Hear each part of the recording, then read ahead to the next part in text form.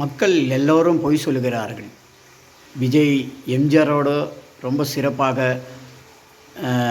வாக்கு அதிகமாக கெளித்து விட்டார். அவர் மாரி யாரும் கெளிக்கலன்னு பொய் சொல்கிறாங்க. இப்போ பாருங்கள், இப்போ அவர் கெளிச்ச அன்னைக்கு எவ்வளோ வாக்கு கழிச்சிக்கிறார். இவர் விஜய் கழிச்சது 108 தொகுதி, 108 தொகுதி, 108. எம்ஜிஆர் எவ்வளோ கழிச்சிருக்காரு நீங்களே நேரடியாக பாருங்கள். அதுவும் படுக்கையில் யார்கிட்ட போய் ஓட்டு கேட்காம அமெரிக்காவில் இருக்கிறாரு. அவர் எவ்வளோ கழிச்சிருக்கிறாரு நீங்களே பாருங்கள் மக்களே. உழைத்து அந்த விமானத்தை ஏர் ஆம்புலன்ஸாக மாற்றியிருந்தனர். சிறுநீரக அறுவை சிகிச்சை வெற்றிகரமாக 1984 டிசம்பர் 24ஆம் தேதி நடந்து முடிந்தது தேர்தல்.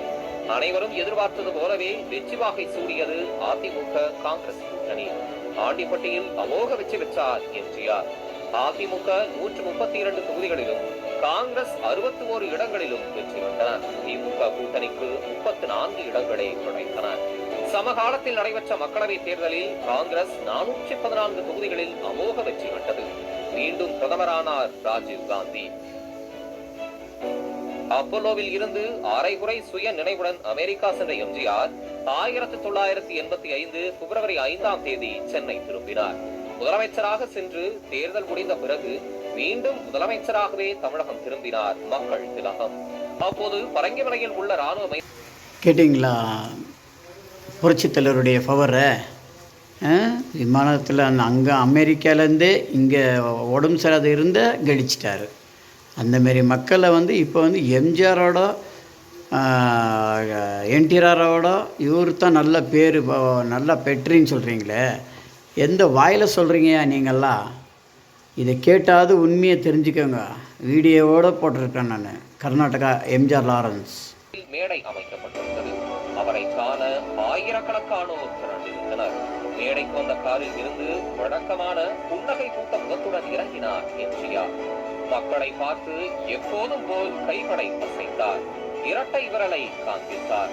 மக்கள் திலகத்தை பார்த்த பூரிப்பில் கண்ணிறை மறந்தனர் அதிமுக தொண்டர்கள்.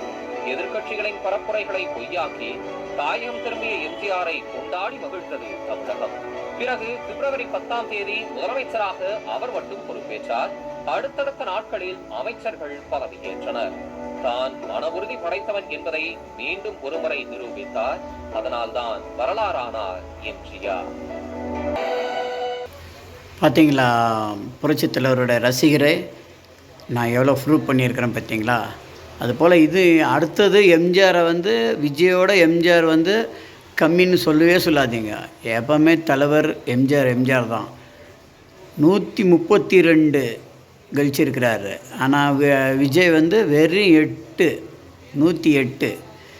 அதுவும் விஜய் பக்கத்திலே இருந்துக்கின்னு எவ்வளோ கூட்டம் கூடிக்கின்னு எல்லாரையும் சேர்ந்துக்கின்னு 12 கட்சிங்கெல்லாம் சேர்ந்து அவர் கூட எவ்வளோ பேர் லாட்ரி விற்கிறவங்கள எல்லாருமே சேர்ந்து பண்ணியிருக்கிறது. ஆனால் புரட்சித் தலைவர் அமெரிக்காவில் படுத்துன்னு இருக்கும்போது மக்களாக பார்த்து ஓட்டு எப்படி இருக்குது? இதுதான் சாதனை. நீங்கள் என்னவோ எல்லாத்திட்டும் கேட்டு எனக்கு நீங்கள் ஓட்டு போடுங்க தலைவரை, உங்கள் விஜய் வரேன்னு சொன்னதால நீங்கள் அதை பெருசாக இருப்பீங்க. கழிச்சிக்கிட்டோம், பரவாயில்ல, மாற்றம் வந்தது, ரொம்ப சந்தோஷம். ஆனால் எம்ஜிஆரை மட்டும் குறை சொல்லாதீங்க தயவுசெய்து. எனக்கு ரொம்ப பேஜார். நான் அரசியல்வாதி கிடையாது மற்றும் எந்த பொறுப்புலையும் இல்லை.